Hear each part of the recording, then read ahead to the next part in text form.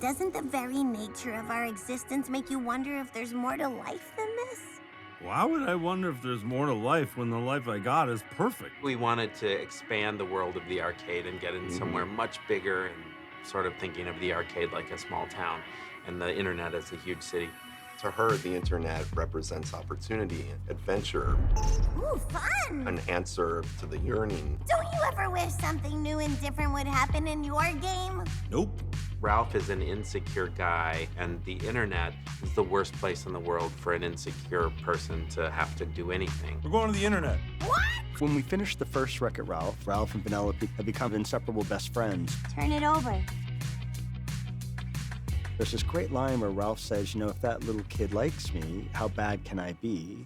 And that's such a sweet sentiment, but you start to realize that it really means Ralph has more to grow. If he's defining himself based on whether Vanellope likes him, it doesn't mean he's actually figured out how to like himself. We got really excited about taking the audience to a world they've never been to before. Have you dressed for 1 5 10 minutes?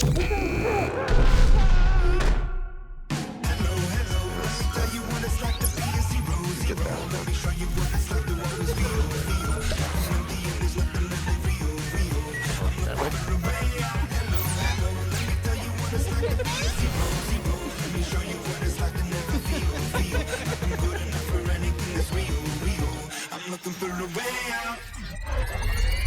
What is the internet? What does it actually look like? Wi-Fi? Or wifey? Our first vision of the internet was, what if everything is floating on clouds, like the real internet? We thought that's an awesome metaphor. Dynamite metaphor. We nailed the movie on day one, and then we shared that metaphor with some of our tech guys People here. who aren't dummies. Yeah. And they were like, well, it's the metaphor that they use to sell the internet, but that's not really how the internet works. It was only through research that we started to realize that, no, it's actually very tactile. It's a very physical thing. We're crazy for research. We love We're our nuts. research. We're nuts for research. You see that One of the highway biggest. out there? That's the 134. We took that You can to hear the that. 5, and then it's Connects about right up 8 there. or 9 miles. It's a real ugly stretch of interstate, but it was a beautiful drive that day, and man, did we have fun. It's a high rise called One Wilshire. And it's the place where all connections for the internet, the entire West Coast, happen. We saw the box where Siri lives. You know, it's like the guy was like, this is Siri.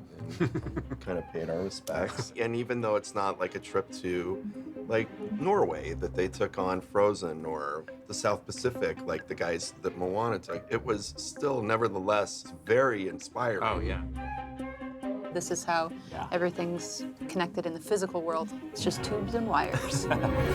When Ralph and Vanellope go through one of those boxes, that's where they would land. So what would that look like? And at first we were very literal. Ami and I just bought a ton of stuff, and then we came back to the office and just broke it open.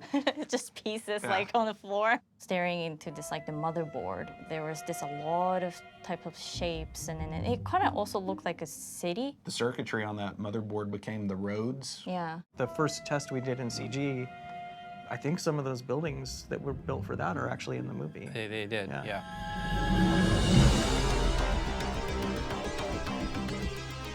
So that test was really a big turning point for us. The basic concept of how the internet is going to be depicted is represented in that test. We don't think that of course, that the internet looks like a computer part, but we needed to have some sort of translation so that people would sort of get there.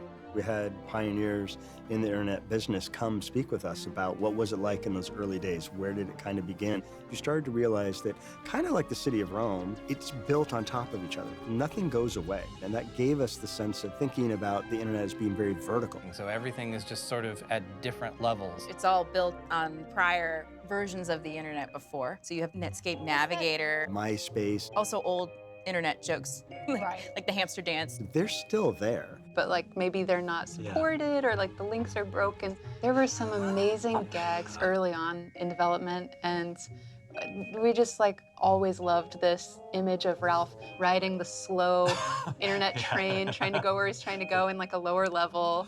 The Dial-Up Express. I've tried to put the Dial-Up Express in every sequence that I possibly could because I love love the that Dial-Up idea so Express. much. That was the fun of the world, was that it was all stuff that we had experienced before, and you look back at those old websites. I love the little like hidden logos in the background of the older net. The scale was one of the biggest challenges. Yeah. And we didn't really know how to illustrate just the vastness of all of that. So we broke it down into websites. The outside of the websites kind of look the same, like skyscrapers, but once you go inside, it can be this fantastic world. How do we think about these websites? Is the internet going to have real websites or it's fake websites? And we came to the same conclusion we did on the first Wreck-It Ralph. In the first Wreck-It Ralph, we have real games like Street Fighter or Dance Dance Revolution, and in the middle of that is Fix It Felix Jr., which is our own made-up thing. They decided to use real websites to help ground the world so that it's not like they're going to Fantasyland, they're going to the internet that you and I know. But most of where the movie takes place in terms of the websites our characters visit, we created ourselves. There's nothing out there that describes what are in between the websites. Well, you're traveling from site to site, so representations of us need to appear there. So that's kind of where we came up with the idea for the two major groups, the net users and the netizens.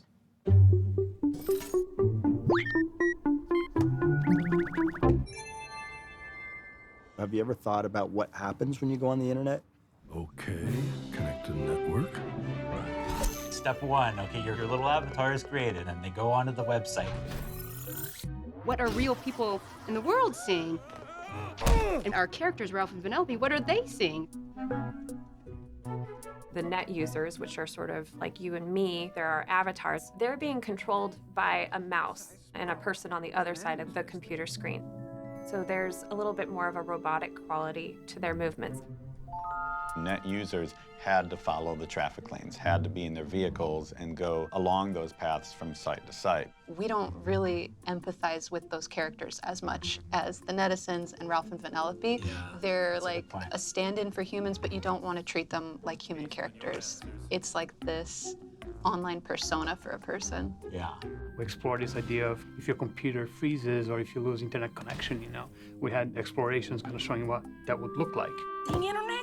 We go to the real world and we see that she's just like disconnected from her internet. Yeah. So later, when the internet's going down and all of the users are like dying, it's okay. They're fine. Our production designer was inspired by app icons on your phone. It's that simple soft corner square. That's the shape of the net users' heads, that's the shape of their cars, everything just branched off of that. Yeah. The netizens, they're sort of like, we're going to make a Disneyland analogy. They're sort of like the cast members of the internet. They work there, and they're much more fluid in their movements. They live and work at the websites, and they help the net users. Want to get rich playing video games? Click right here to find out how. Back off, pop-up.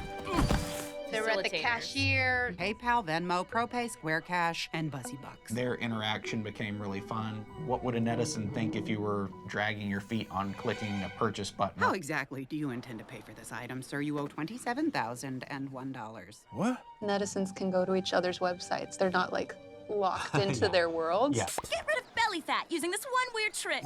Which you see, like when Ralph is first on the internet and all the pop-up ads are coming up at him, they can kind of go backstage and behind the scenes in the internet, whereas you and me can just kind of walk around and go to the normal avenues. Users couldn't really become a part of the story.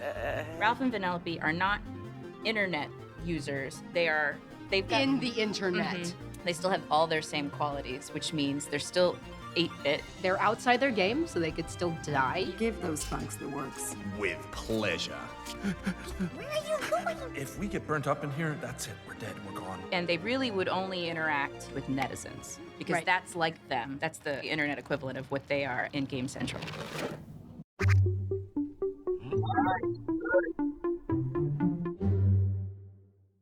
Oh, look at that little egg guy. Our first version of Knowsmore, he was a broken search engine that got every fourth answer wrong. You realize, God, I love this character and what they represent. So Knowsmore became more the Knowsmore that we have now. I found 23 million results for ballet tights. He's right in the middle if you have old man on this end and baby on this end. Knowsmore is somewhere in the middle of old man and baby. Yeah. Knowsmore was exciting. We went to the Animation Research Library and we pulled up some of the drawings from the 1950s, 1960s. That very limited animation that is still cartoony and very expressive, but there's only what needs to be there to communicate. What can Knowsmore help you find today? Umbrella, umbrage, umami? He has this like the huge glasses, but his eye, like the pupil, is animated into the... And we ultimately decided like hand drawing them inside the frames was the best way to go. Yeah. It was complicated, but I think he looks really unique. Yeah, he is. And very expressive with those flat eyes. Ballet shoes, ballet classes, ballet folklorico. What is folklorico? Alan Tudyk is a good luck charm for Disney animation, and it's interesting because he was first cast in Wreck-It Ralph. Hello, my loyal subjects! Ha ha! Have some candy! Of course, when it came to Ralph Breaks the Internet and it being the sequel, we wanted him to come back, but technically his character no longer exists. Go into the light! And so then the question is, well, what do you do? So we were always searching for the right character, and when Knowsmore as a character came in, we thought it's perfect kind of thing for Alan because he can create whatever he wants. Welcome to the search bar, madam. What can Knowsmore help you find today? The guy's only direction was, we think it's a little bit of Truman Capote and a little bit of Droopy. And those were the only two things said to him. And then on the spot, he came up with that voice. Umbrella, Umbridge, Umami. Noah's Ark, no doubt. Nordstrom Rack. Ergonomics, Urban Outfitters. It's just brilliant to watch. And he's insanely good. And we're so lucky to have him be a part of this film. Thank you, Mr. Knowsmore. Well, you're welcome. All right, just let me. Okay, you do it. Just a little disappointing. Do I admit this? But eBay is a site that I visit every day. Yeah, I buy a lot of stuff from eBay. I have a collection of clown paintings. If you think about a place like eBay, well, we bid on items, so it should be like an auction house. Once we started to talk about auctioneers and this idea that we'd have auctioneers in there, we said, who in the world is the best? So we went on the internet and we found out that there's actually a competition for auctioneers. It happens every year, and we found the person who had won the competition the year before, a gentleman by the name of Brian Curlis. Ladies and gentlemen, the next item up is 19352 a black velvet painting of a sorrowful kitten. Bidding starts at $25, give 50. And the minute you heard it, you felt like that feels real to me. 125, 150 here, now 75, and $200 here, now 225, 225 now 50, and 75 sold. Yay, so happy! For me, I think eBay is one of the really amazing sites that was created for the film.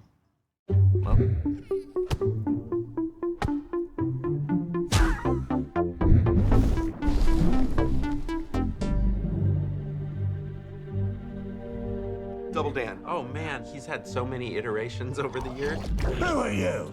Double Dan began as an idea that wouldn't it be funny if Ralph met this Double Dan guy who turns out to be this horrible virus if Ralph doesn't realize that he's kind of palling around with this guy. He was a replicating virus, Yeah. so if you touched him or gave him a hug or something like that, he would replicate whatever he touched. Double Dan used to ride a rascal scooter around.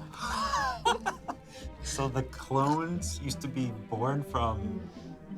Little Dan. He did change quite a bit. From He was- very early on. Yeah, there was a handful of designs for him. Phil was like, what about this character? He's like a spammer. Being perfectly honest, I drew him just to gross Phil out. And I did these drawings and brought them back in and they go perfect. Done. For Double Dan, I was trying to figure out how he moved, how did Alfred Molina's voice kind of affect his design. You. What are you doing here? Get out! I think he's definitely one of my favorite character, and then the most weirdest character I've seen.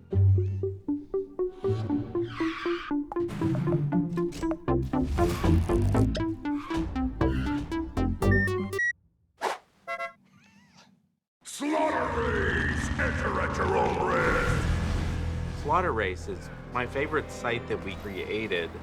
It's a world that looks amazing and looks dangerous. We had a lot of our team kind of explore game animation. What would that look like for us to kind of populate that world? And if you look at those characters in the background, they've got a lot of fun stuff kind of happening that you see on games. Their animation is sort of like very floaty, you know, their feet kind of tends to just kind of move in space like that. That was all intentional. All intentional, yeah. Technically and just cinematically, the car race that Penelope and Shank have in Slaughter Race when they first meet, I'm really proud of how that came out. Even though you're in the computer now and you can do anything you want, we wanted to really ground it, how the cars moved, how the drivers drove it, but then also how it was filmed, where the cameras were placed, and then the editing on top of that. All of that was important. We wanted something that was going to really feel accurate. A stunt driver might look at this and say, like, oh, that's actually plausible.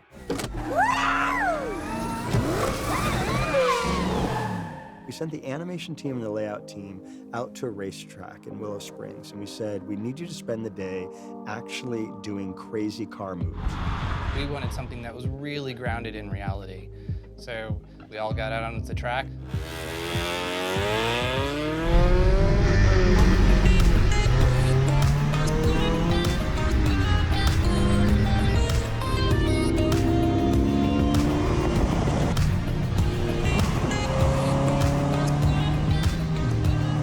Racetrack. Did it dictate where the cameras were going to go? Absolutely. And in fact, I think we put 7 or 8 cameras on each one of the cars that we drove in real life. And we did the same thing when we got into the virtual world. And we had a couple people shooting the whole event, and we looked at those sort of things, but it absolutely sort of helped us define on the car where we were going to put the cameras and how we were going to shoot it. You're driving down the road, you pull up that emergency brake and you do a 180. You need to understand what that is. I couldn't believe what was happening. Off the gas now. I just giggled the whole time while I was spinning in this car. That was the best 180 yet. Yay! Oh my gosh. That was better than mine. When we're animating, so much of it is what you're feeling. And so to actually get to be in the car and feel what that speed feels like, feel like when you do a 180, it was really great to kind of have that firsthand experience. Yeah, and it was really fun.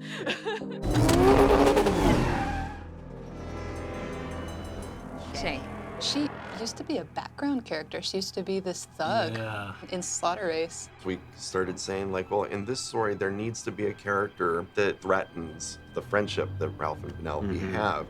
We're like, well, what about Shane? She needed to be an aspirational character for Penelope, right? Somebody to look up to that Ralph couldn't provide. What would Penelope look up to the most? Somebody who's really sure of themselves, who's an amazing racer, obviously, but also has a good heart like Penelope does. So I think that's what was the magic mix for her. Because we tend to embrace these broken, flawed characters, and rarely is there one in our work that's just solid as Shank. Like, she doesn't make a lot of mistakes. The mistakes she's made are in her past, and so she's able to give Penelope legitimately good advice. She had to come across both as a very tough character, she's the boss of that game, but also as a character we feel that soft side. So from a design element, you need to have both. I think that when the voice casting came in, that's like when the design starting to solidify. I can do the oof. Let's try with the oof. Let's try different. Oof. Let's go drive. Yeah! I went a bit, crazy, but I was like giving it so much. She just sort of has this easygoing warmness about her, like, oh, I could sit down and talk to Gal, like, we could be friends. And we try to put some of that into how Shank sort of carries herself. Yo, Department of Noise, get out of my car. That relaxed, effortless posture that she has. Cool, let's make a video.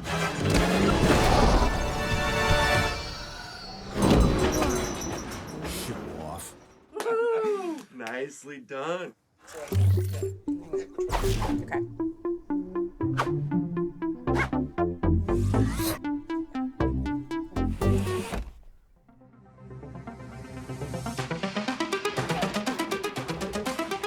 BuzzTube is just this site of, I want that, I want more of that, click, click, click, like. You look at all those video screens, and how is that going to be realized? And how are we going to make that feel like there's millions of video screens in one website? It's just layer upon layer upon layer. Look, there's you! Oh, yeah!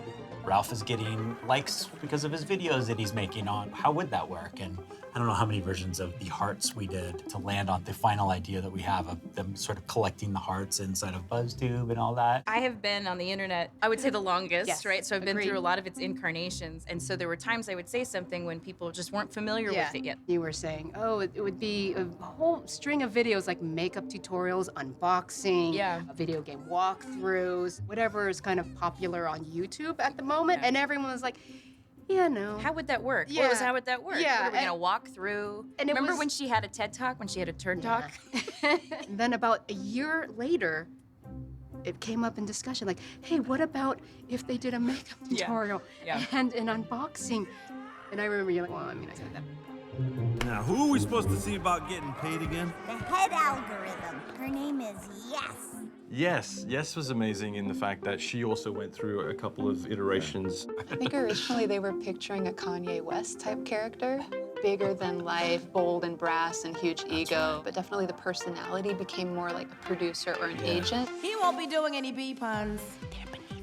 It's one of those things where you're trying to get the attitude and like the feeling of the character, and then it doesn't really come together until they finally pick a voice actor. This man is on fire. Literal and figurative fire. As soon as they said, well, it's going to be Taraji, then we could take all of that personality that we had in those other designs and her likeness and sort of put them together. I love Yes. When she genuinely jumps on the table and is like, this is what the internet is made for. It's sort of in jest, and yet her character truly does believe that, no, this is the best. This is the best of these cat videos and these viral videos. It is also what the internet is made for. What the heck is this place? When we were trying to figure out how to tell a story within the internet, we realized we don't want to just have the internet feel like this incredibly great world. Ralph's videos stink. What? There are horrible things like online bullying, trolling, things in the darknet like viruses and stuff that we would have been doing a disservice to this story if we didn't shine a light on some of that stuff. He's so fat and ugly. Putting Ralph in that situation of dealing with anonymous trolling was important to us for him as a character, but also because that's what the world is. And we'd like to be able to have a scene in a film where families are able to talk to their kids about that. Has that happened to you? How did you deal with it? The movie doesn't have a magic bullet or a simple answer, you know, as to like, well, this is how you solve bullying. But we hope that it's that we portray it in a way that's genuine, that makes you think a little bit afterwards, or spurs a conversation between friends or between families. This isn't about you, Ralph. It's about them. Just talking about it, it's the first step.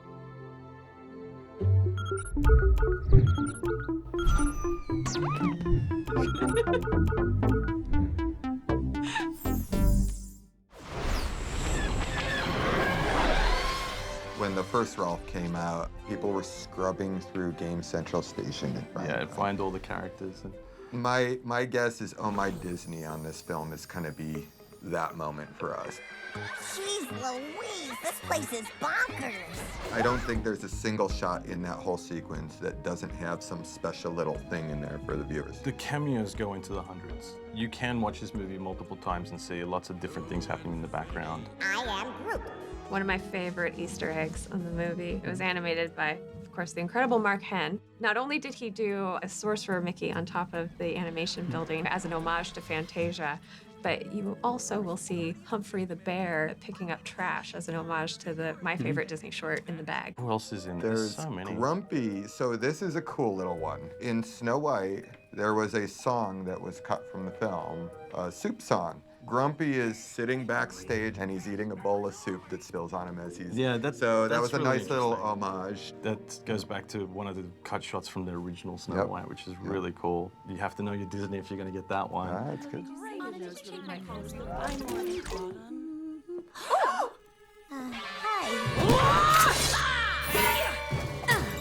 To see all of the Disney princesses on the film and think, I'm going to get to animate and work on a film that has the characters that initially inspired me to be an animator, and it has eBay. I feel like I was just manipulating the directors and the story artists just to put everything that I like in one movie. Anna and Elsa and Moana are the most current Disney princesses, and they have a detail to them. They have a richness to their design, and we wanted all of the other princesses to kind of come up and match that richness. So princesses like Snow White, when you see the 2D version, it's just a simple yellow skirt or a simple blue bodice, but we knew that they needed to match the detail level of Moana and Elsa, so it was fun inventing all of that extra detail. Who made your gown. I've never seen anything quite like it. Oh, this whole thing? Oh, I'd so love to have one of my own. As would I. Me too. Best outfit ever. We were designing them in pajamas, but we thought that it was too relaxed, so we decided to design something that's similar to what Vanellope is wearing. Like she's wearing the hoodies and she's wearing the legging. We thought that's definitely a better direction to go with. I never thought I'd get to wear a real, what's it called again? Oh yeah, shirt. The princesses are wearing the shirt prints. The prince has like a little meanings from their original films. I like Snow White's poison apple. Not many people can survive eating the poison apple, so she should be proud of herself, right? She's a survivor. It's an awesome shirt. Yeah. But we did tons of those. We did tons, Of those yeah. t-shirt designs. I'd say 50 plus for every princess. I think we emptied our brains on princess t-shirt puns by the end of it. Like, we did so many.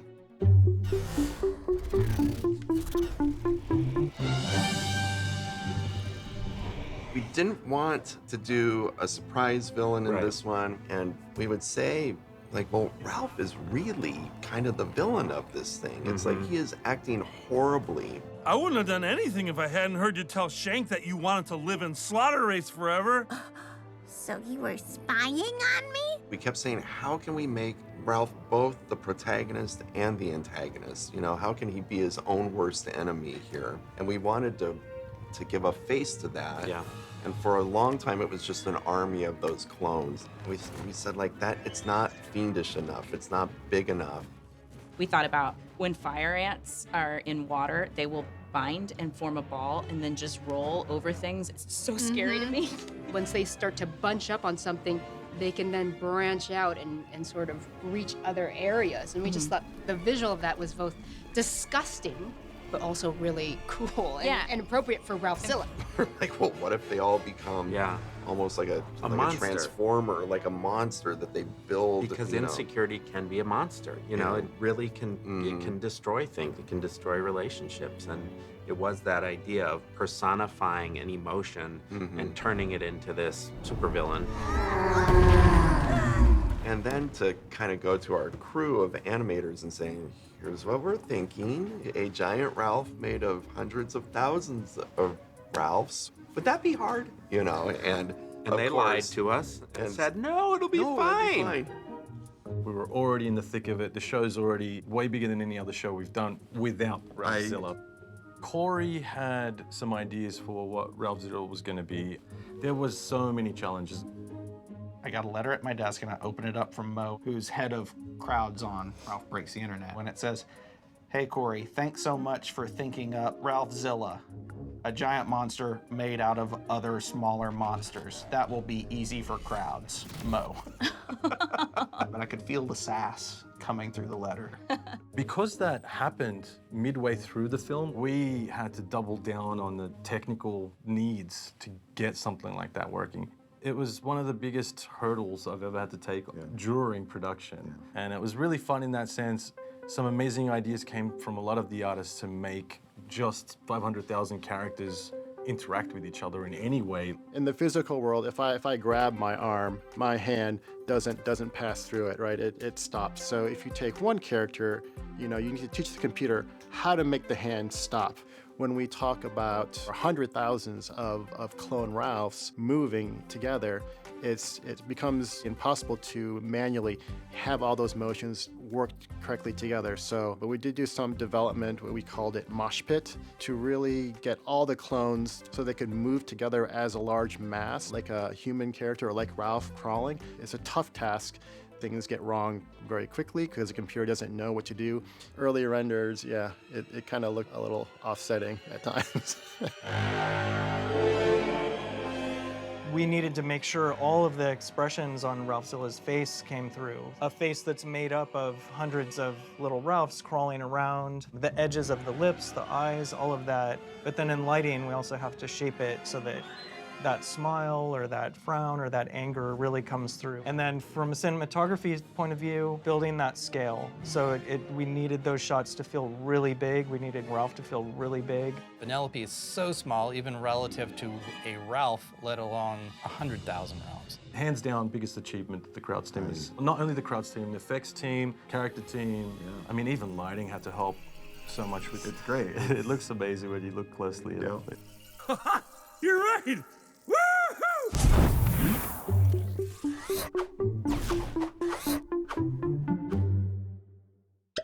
I know it sounds crazy, but the second I walked into this game, it felt like home. I want this to be my life. There's this incredible moment where Ralph and Penelope have to actually say goodbye to each other. And to me, what I love about that scene is you feel it. That's something we face all the time in our lives. I think parents face it when they have to say goodbye to their kids when they're going off to college. I think kids' best friend is moving to a different city. And what it is it's a part of the reality that things will change.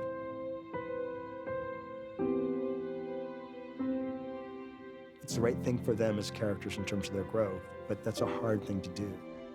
It was obviously such a huge movie, and yet it was quite like a small, intimate story about two best friends wondering if their friendship would survive the internet. Yeah. I should probably head in there now, you know. Oh, before you go, I wanted to give you this. I'm so sorry I broke it, Ralph. That moment, it actually makes me choke up every time I see it to this day. It was a real fine line because the movie's a comedy, but I think to earn that emotion at the end of the film is the thing I'm most proud of. All right. Okay, getting a little clingy on me here. Come on, get out of here. The world's waiting for you, kid. I really hope that people, when they watch the movie, that message, that true friendship can really weather any change, you know, that's really the thing that people take away.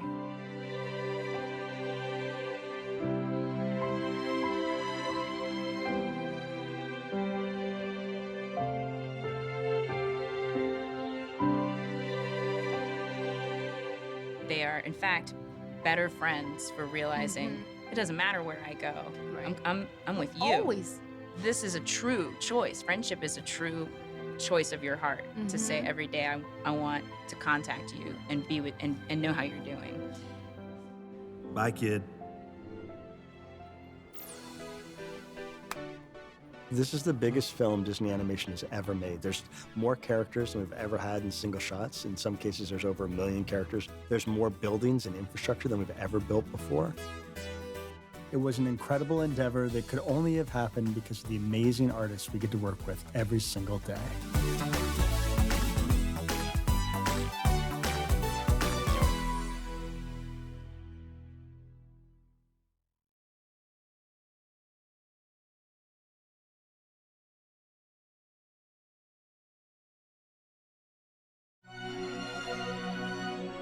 The music on Ralph Breaks the Internet needs to have both an incredible classic point of view in terms of the sound of an orchestra and what that can bring emotionally to the film, but also an incredible modern element to it.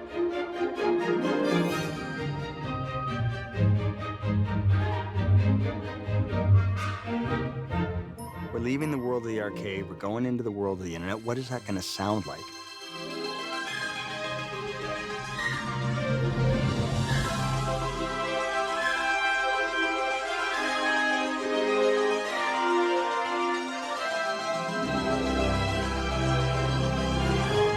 Music is a great way to get audiences acclimated. For Ralph Breaks the Internet, we're in the internet, so our score composer Henry Jackman just explored what the sound of the internet was going to be, which of course doesn't really exist. The internet is everything. There needs to be this rather important 4-minute cue where everyone goes, oh, you've nailed the sound of the internet. No big deal. Woodwinds must not be scared. They've got to start being more expressive and pushing. And so, you know, celli help us out, violas help us out, so that when we get to the end of 34, it's inevitable that it all kicks off. The symphonic palette is, as you'd expect, full strings, woods, a lot of use of woodwinds. And the one really featured brass instrument is the tuba, is just perfect for Ralph.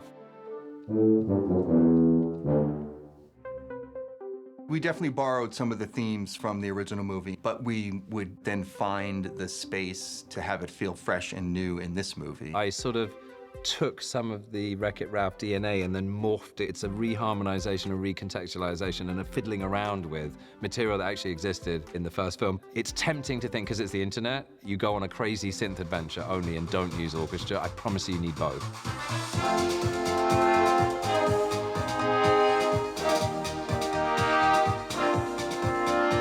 Because you need all of the motoric, electronic elements to be the internet. But when Ralph sees what is portrayed as this crazy new world, you need some of that inspiring, uplifting orchestral sound, and it's how to get both things to work together.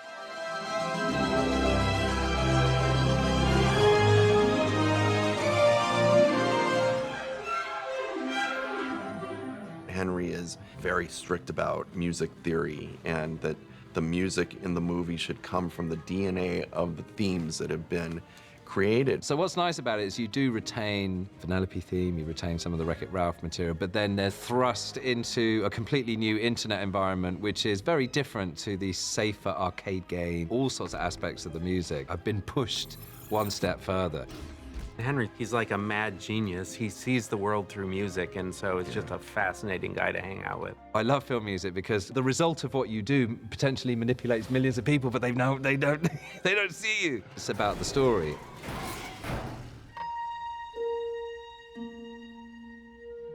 There was a moment in time where we were trying to figure out how do we make very clear to the audience that Vanellope is falling in love with this world of Slaughter Race. In typical Disney musical fashion, it would be an I Want song. What is it you really want? Sing about that. Okay. It came weirdly organically out of just that idea of what if she sang a song, and then what if it were a very earnest princess type want song, but done in this sort of morally ambiguous world of Slaughter Race.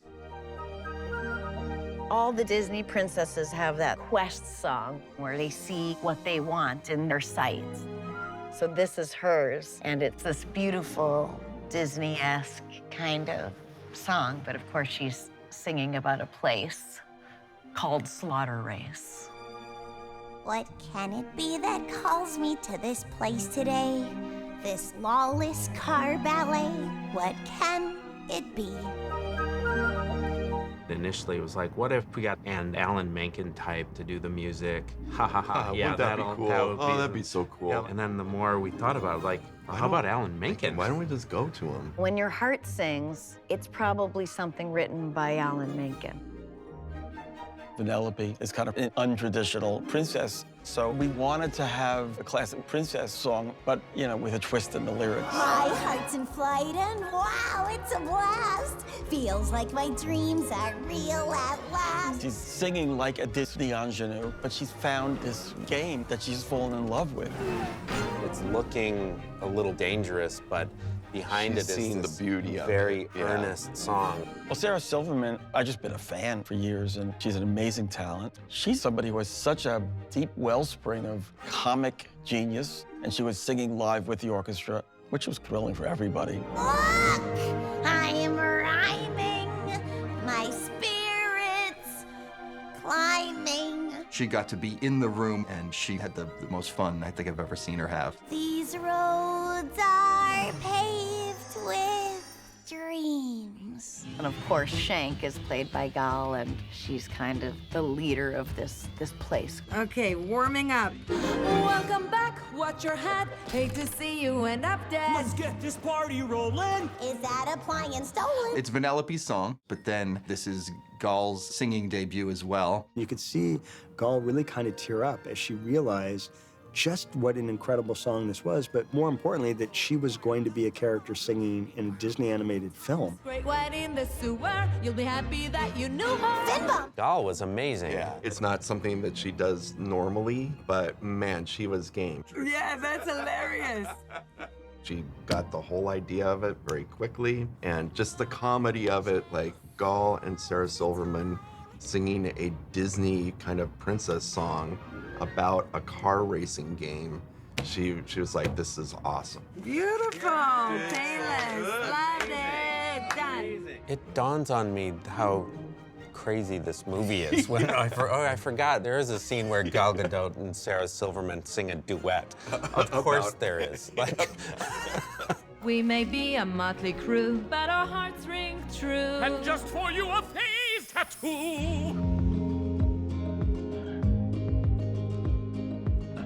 And then when this unique opportunity came up to take a place called Slaughter Race, but make the definitive pop version of that song, I met with Julia. She is a gigantic Disney fan. When Tom told me about this song, he was like, it needs to be sort of popified. We need some reimagination, and I was like, I will do anything. I will help any way that I can. And we sort of took it to this fun, dark, twisted sounding way, and now you've got In This Place. What can it be that calls me to this place today? This lawless car ballet. What can it be? You know, I think a lot of people feel misunderstood and go through life trying to find their power. And then when they find it, it's really beautiful. In this place called Slaughter.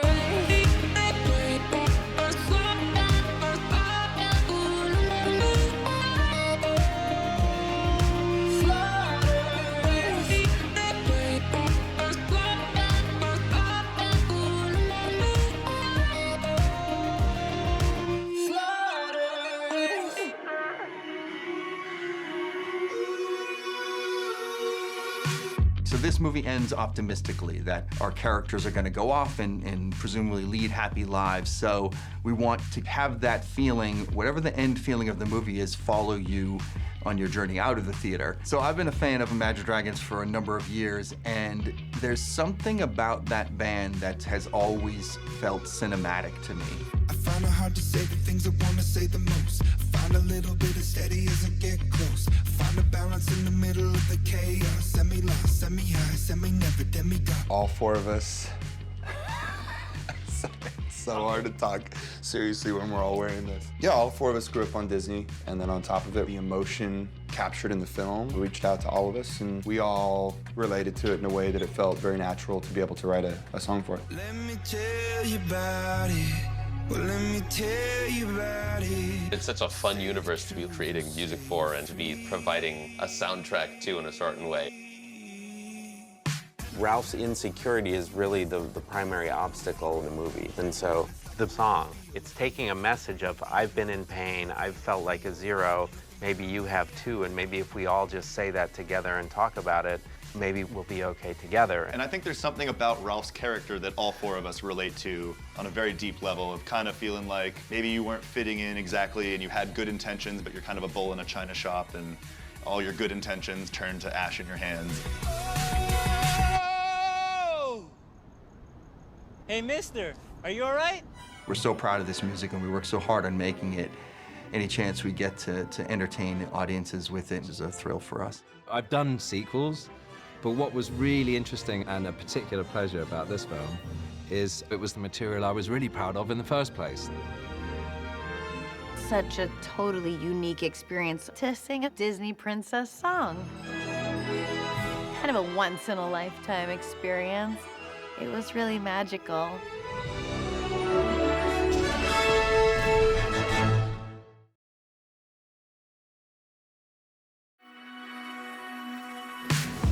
You probably already know that the filmmakers at Disney Animation Studios love to sneak Easter eggs into their films. Darn tootin'. Those are the hidden references, inside jokes, and fun little things the animators hide in the movie.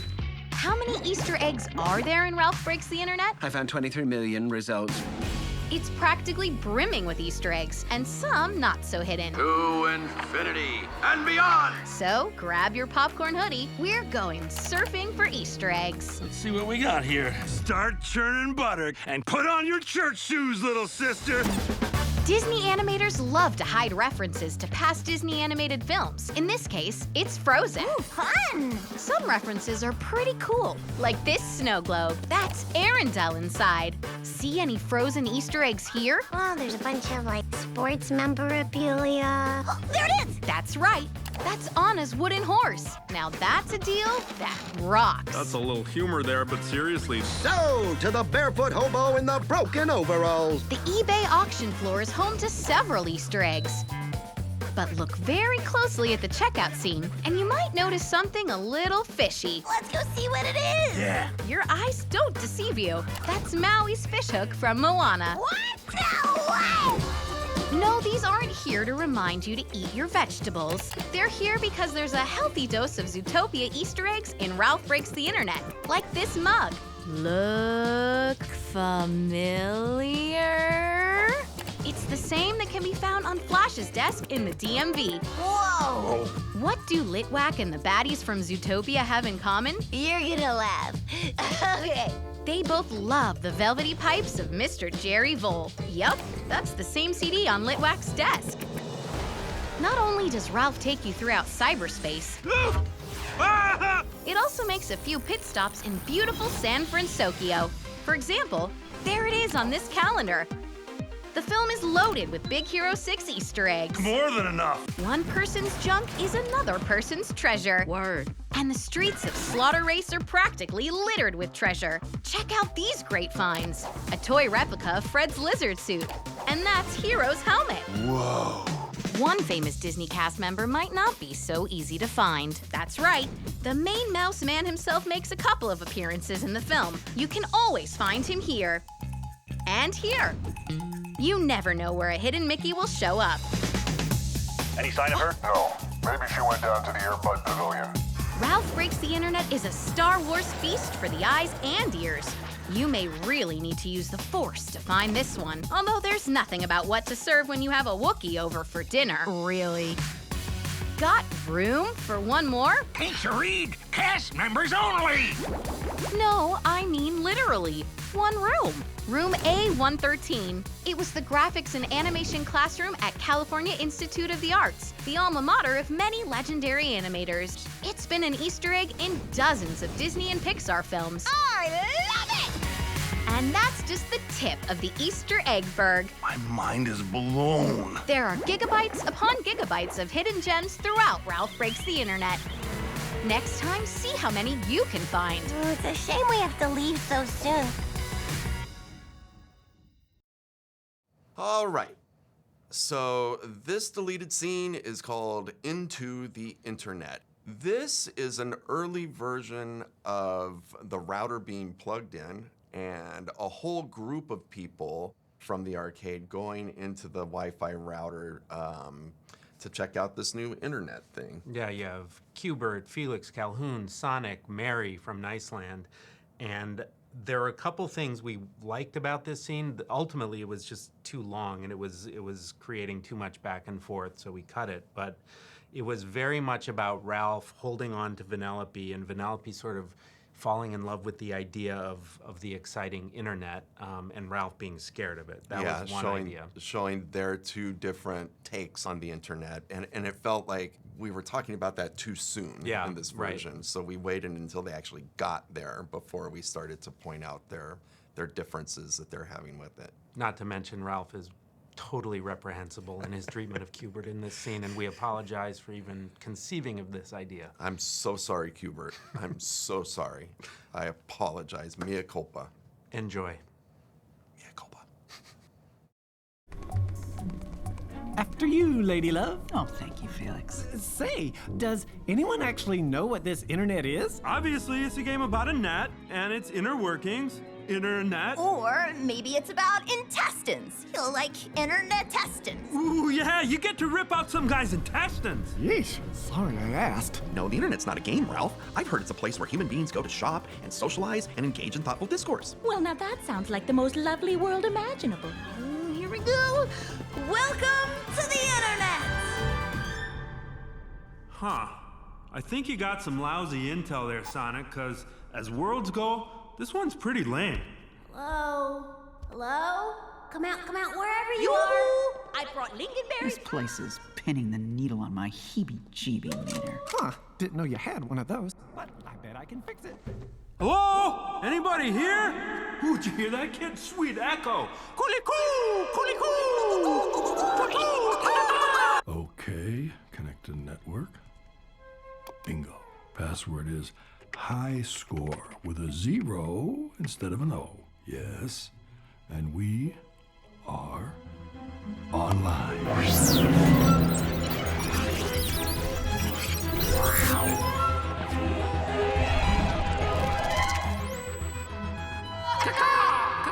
Oh, Ralph, look! Cool moonlighting. Ah, that's a gremlin. Stay away, it's a gremlin. It looks like a tiny Mr. Litwack. Come on, Ralph, let's follow him. No, you stay away from him. Kid, come back. Wait. IP address 415-1037-483. No, kid, get out of there. That thing got Hubert. Not on my watch. Clear! What's the fire? Look out! Lady Love, cease fire! This is not the time to panic. This is exactly the time to panic. No, it's not. Listen, gang, we gotta go in there and save Hubert. Follow him into that thing? No way. Felix is right. No man left behind. Not to split hairs here, Calhoun, but Hubert isn't technically a man. I mean, come on. Ralph! Look, if it was you, little sister, yeah, 10 times out of 10. I'm in there chasing after you. Of course, because you can't even tie your own shoes without that kid. Ralph doesn't wear shoes. Thank you. And if I did, I would probably get the kind with those Velcro straps, which do not require... Dang, I really think we need to focus on rescuing Hubert. Exactly. Look, it's Hubert. He's back. Hubert! We were Hubert, so are you okay? worried. Speak to us, buddy. You need some pie? Come on, stand back. Give this man some air. Oh, thank goodness you're okay, buddy. I was worried sick. What happened in there, Hubert? What did you see?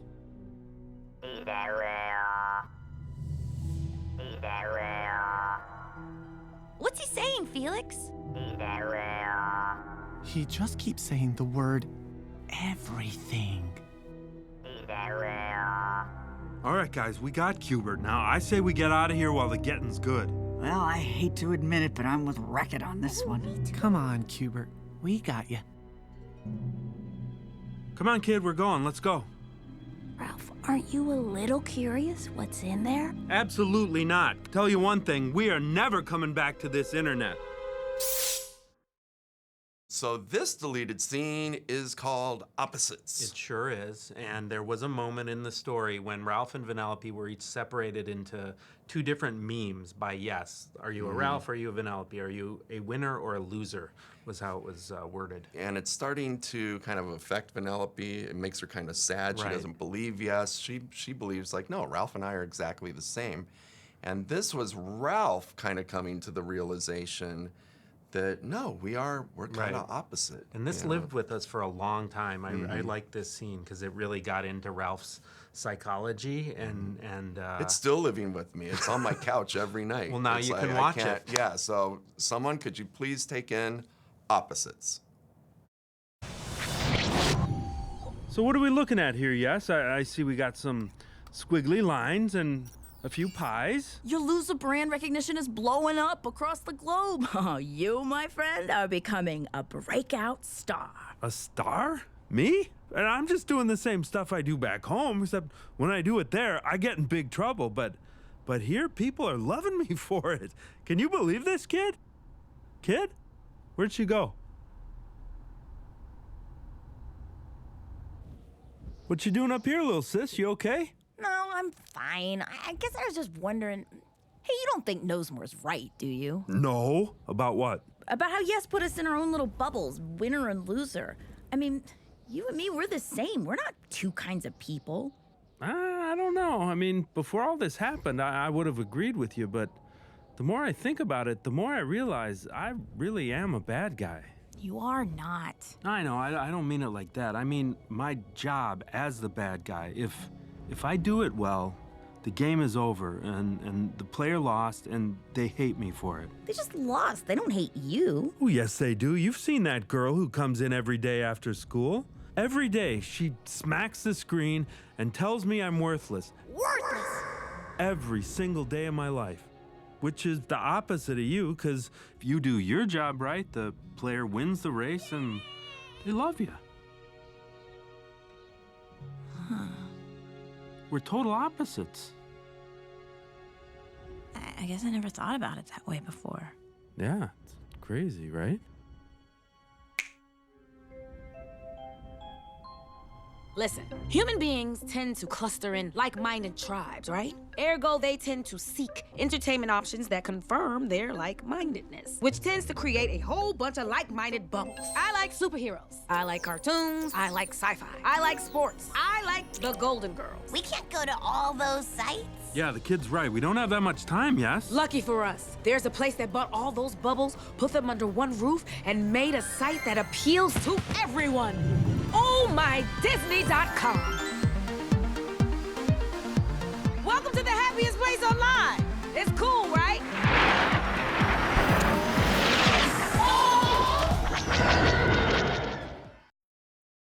So in this deleted scene, Felix and Calhoun have adopted the 15 sugar racers and are dealing with domestic life and finding it not all that pleasant.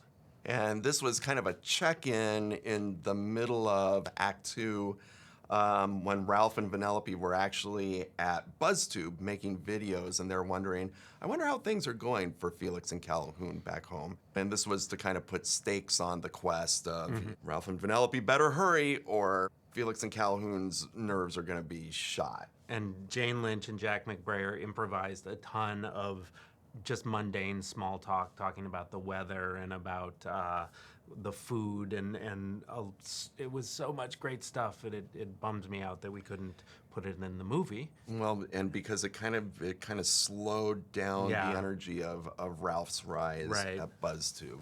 So it does hurt. But now you can watch it and enjoy it at home. Yeah, we can still see it. You can't go out on the internet by yourself. It's huge and dangerous. Hey, I'm gonna be fine. I know, it's just, we haven't really been apart in 6 years. You'll be fine too. It's just a few measly hours. You and me, we're gonna be celebrating at Tappers this time tomorrow. Okay, you're right. We'll probably have to buy old Felix a root beer too after dealing with all those crumb snatchers from your game. Oh, I am sure they are having a lovely time.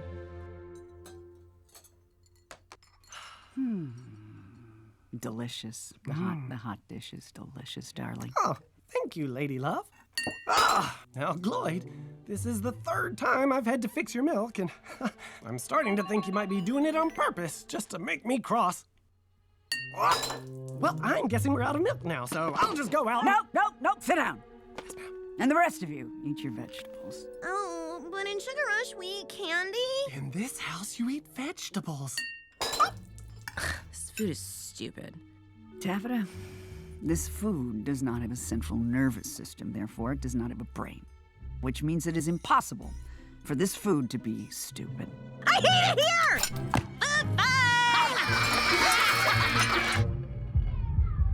Parenting is horrible. No one ever tells you it'll be like this. Let us pray. Dear Lord, please, oh please, get Ralph back home with that steering wheel. Protect that man and keep him safe. I can't believe I'm saying this, but he's our only hope. So this deleted scene is titled Bubble of One. This is an interesting scene that represents the film when the story was considerably different than the final film that you know. Yeah, we find Ralph alone in BuzzTube in this scene where he's been given his own page because he's gone viral, but he's gone viral with his own meme, and then Vanellope has created memes of her own, and in so doing, it's kind of split up their friendship. So Ralph is really buying into his own fame and sort of treating himself like royalty. But really missing Vanellope really at the missing same her time. because she's ditched him because he's been such a jerk. And what you need to know also is that Ralph did not go viral legally. He actually went to Double Dan and got a clone stamp from Photoshop to duplicate all the hearts to earn that own page that he has and to go viral. So you're gonna see he kind of secludes himself in a broom closet, which is kind of strange that there's All websites have broom closets. that there's a broom closet at his homepage, and decides to use that clone stamp to make a friend to talk to because Ralph just can't stand being alone. And even though this idea is crazy in this scene, it did sort of lead to what our third act actually becomes with all these rampaging Ralph clones. And so as weird as this idea was, it bore fruit. It's a stepping stone. Yeah, You know, it's like one of these, it's one of those points in our process where it's not perfect, but it got us to the next big idea. So please enjoy A Bubble of One. Ahoy, garçon. Any word from Yes? No. So no yes. Get it? Like yes, no, no, yes. And the posse's not here, of course. Also, just wanted to see if. No, Penelope von Schweetz has not checked in. Good. I mean, I don't care at all. I mean, I only bring it up because she owes me an apology. Wish she owed me some money, right? Oh, so I see someone over there I know. Good friend.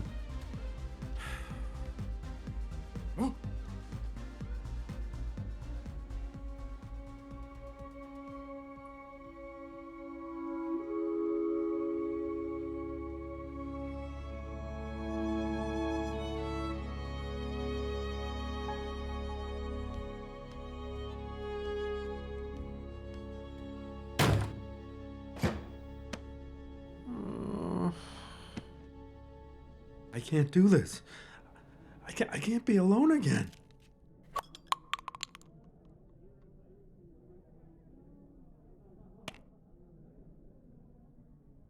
It's worth a shot.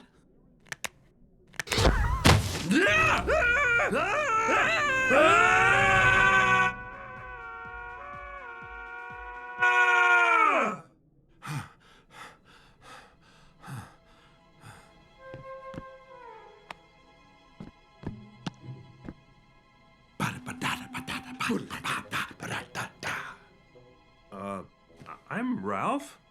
I'm Ralph. Nah, here, let's call you Ralph 2, the sequel. I don't know what to tell you, man. It is really not a great time to be Ralph. It's not? No, it is not. As usual, I've screwed everything up.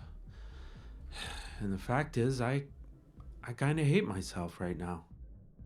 Oh, I guess I hate myself too. Of course you do, you're me. What is my problem? What is my problem? What is my problem? Ms. von Schweetz is here to see you. Really? She came? Wow, I can't believe it. That's great. What is my problem? I gotta go. So here, hold this. I'll be back later. See ya. Bye. What is my problem? What is my problem? What is my problem? What is my problem? What is my problem?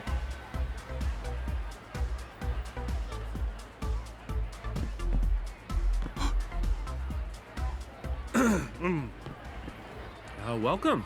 Nice of you to come. Thank you. You're looking well. As are you.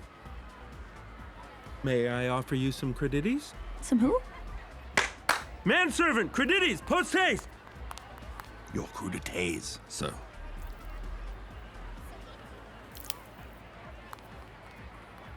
So I guess congratulations are in order. I mean, look at this place. The gold frames, gold chandeliers. You got a real subdued elegance going on, huh?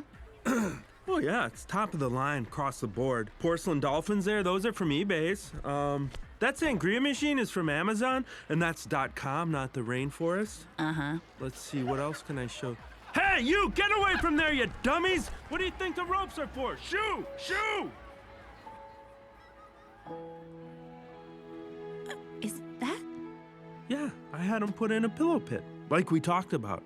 I didn't want anyone else to use it, case you came back. You want to try it? Oh my gosh, yes! This is so cool! This is one of my favorite deleted scenes. It is called Recruiting Grandma. And this is all about Shank recruiting players in the real world to help combat the giant Ralphzilla that's been made by all those clones that were created. And you may recall there's a kid named Jimmy who we see playing Slaughter Race a couple times during the film. And off screen, you hear his grandmother, played by June Squibb, admonishing him for not doing his homework. And in this scene, Grandma, Jimmy's grandma, shows up and is actually recruited by Shank to help out in their fight to get rid of this virus. This is such a funny scene. It kills me that we had to lose it, but this just goes to kind of our process. If it's not serving the story, then we have to kind of let these things go. So, but we get to see it now, and it's practically all animated. This one went through final lighting. All the tech anim is done on it. That's technical animation. It's a real tragedy. Clothes, But you get to see it. We get to see it. We get to see it right now and enjoy it as if it were in the movie. So enjoy. Let's check it out. Jimmy, buddy, are you having any trouble with your internet? I'm on the toilet, Grandma. Oh, carry on. Yo, Blair. Yo. Oh. I need your help. Pick up that headset. Put it on. Put it on. Are you talking to me? Yes, I am. Because in about 2 minutes, a whole bunch of nasty viruses are going to be let in here, and you gotta help take them down. Oh, my. So, are you ready to settle up for the most epic butt-whooping of all time? Well, I am meeting Peg Bickerstaff and Barb Stonecipher for supper over at the Ground Round. But you know what? I have time for some epic butt-whooping till then. Oh, it sounds fun. Great. Welcome to the crew.